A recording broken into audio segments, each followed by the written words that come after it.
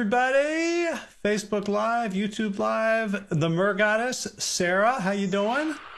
Great. How are you doing? I'm doing great. I was just reading an article about researchers figuring out what happens on a movie screen that makes people eat more or less popcorn in the theater.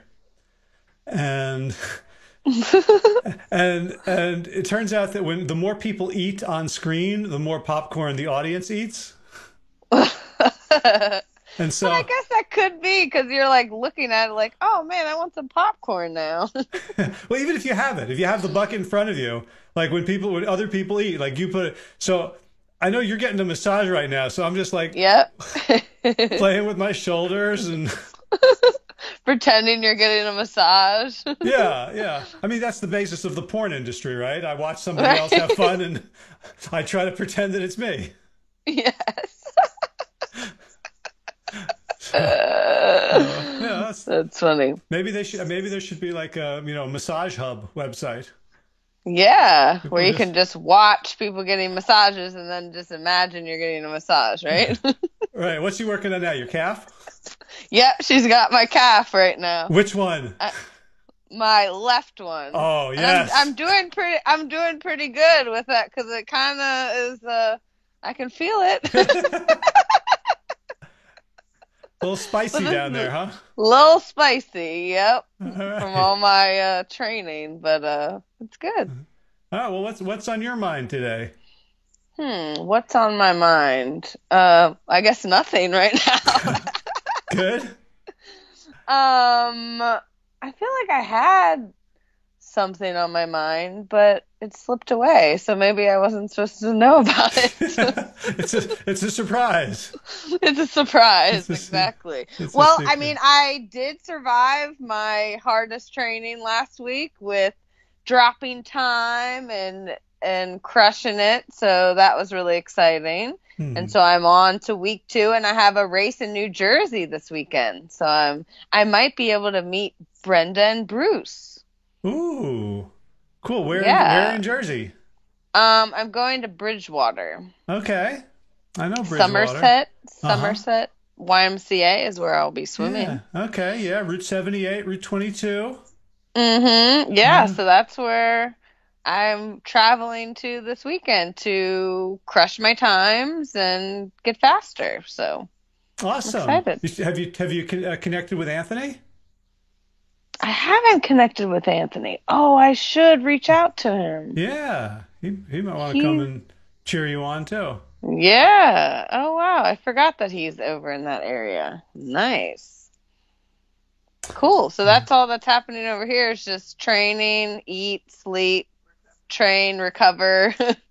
Hmm. More of the same. So here's what I'm thinking about. I'm working on a newsletter to go out tomorrow, and it's about the theme of sort of build your house before you tear down your old one.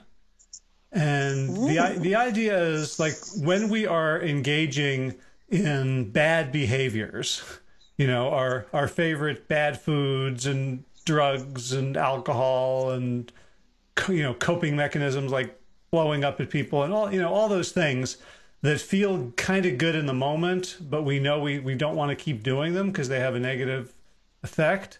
Mm-hmm. That we do them because we're stressed, essentially, because we're feeling some emotion that we don't want to feel, and we don't want to feel it so badly, we'll do almost anything to not feel it. And I find that a lot of people like once they, okay, well, I'm going to go plant-based, or I'm going to clean up my act, I'm going to, quit whatever drug of choice. I just read something where somebody calls it, instead of an addiction, basically like a compulsive self-soothing behavior. Hmm. Right. So the people can very often freak out when they've lost their crutch. Mm-hmm. And I'm wondering if you have any thoughts on that from your experience on like what came first? Did you start working on yourself and build your capacity to tolerate negative states and emotions? Or did you quit something and then kind of have to struggle through it like a withdrawal? I think like for me, it was more of like, I guess I could use like shiny objects. So like there was like, oh, like I like actually what started like I was overweight and I was really big into alcohol and all these things. But the one thing was like my jeans were getting like too tight. And so it was like, I don't want to buy new jeans, you know? So then like, it was like, ooh, like, let me like join this like boot camp thing. And then like I start like working out and then it's like, oh, but like alcohol doesn't really go with like working out, you know? And then like, oh, neither does fast food. And so those were the first two things that it just led me to cut them out because it was just like, oh, you know. And so then I would just train and having fun, and then you know all of a sudden like I didn't want to do pain pills anymore, and so then there was just like this feeling of wanting to do better, you know. And so like I never really had those like withdrawal or any of those symptoms because I just naturally wanted to. Oh, nice. Yeah, I missed an appointment because my phone was too wimpy about it, so I programmed it to like basically slap me 5 minutes before my next call. Nice. So we got 5 minutes. Yep, that was the 5 minute That was warning. a 5 minute warning. Yeah, so basically, you know, like as time has gone on, like I've just kept putting one foot in front of the other and deciding that that's how it was going to be. Like even like, you know, with the Olympics, like it was just, oh, I'm just going to like I haven't like this is new. Like now I have a schedule. Like I'm swimming in the morning. I'm having mandatory nap periods, you know. I'm Hmm. swimming at So night, you know, and so yeah, yeah, so it sounds like you took things like one step at a time. That you really approached your journey in stages, as opposed to like getting rid of all of your emotional coping mechanisms at once. exactly. Yeah.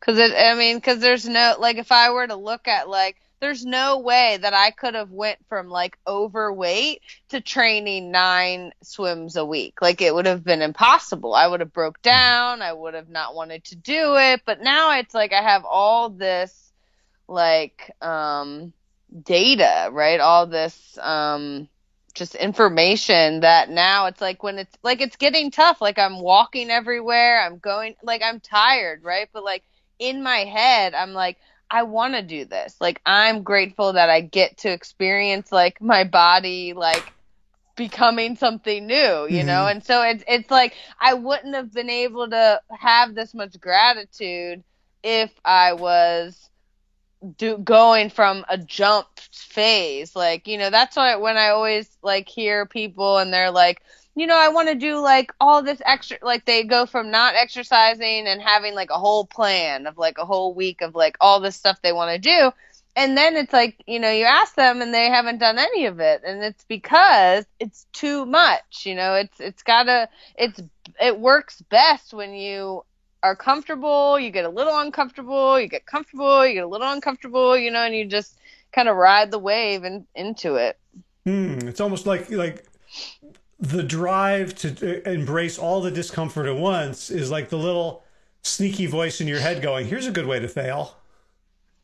Yeah. And I mean it's very uncomfortable during that time because I mean there's no like you can't go from being like an alcoholic to an Olympian. Like it's just not like I mean you could, maybe you could, right? But it like but maybe you wouldn't be successful or maybe you wouldn't get close Mhm. to the goal or somebody that is eating meat and wants to be vegan, like maybe they can go all the way, but maybe like there's something in between that they miss or you know Mhm. some little gem that they can't get now because they jumped it too quick, you know. Right. Well, and I think our culture lionizes the instant change.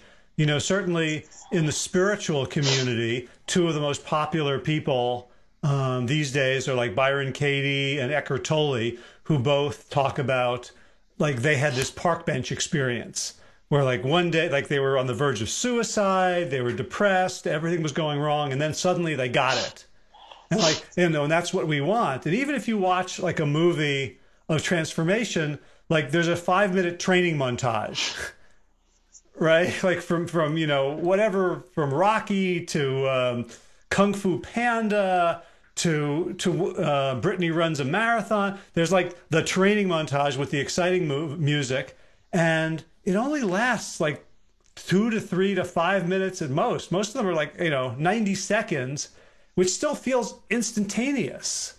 And like the gap between, okay, I've made this decision to do something different, whether it's to get into to keep fitting in my jeans or to go to the Olympics, like the wish brings an immediate dopamine hit, right? Like the fantasy, and the fulfilling it does not bring a dopamine hit. It brings the opposite. It's like drudgery and pain.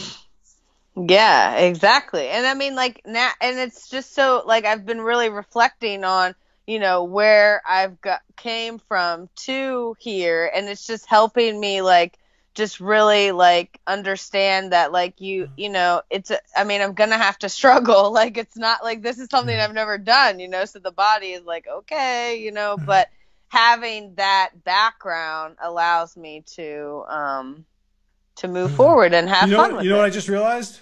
What? It's 3:30. I gotta go.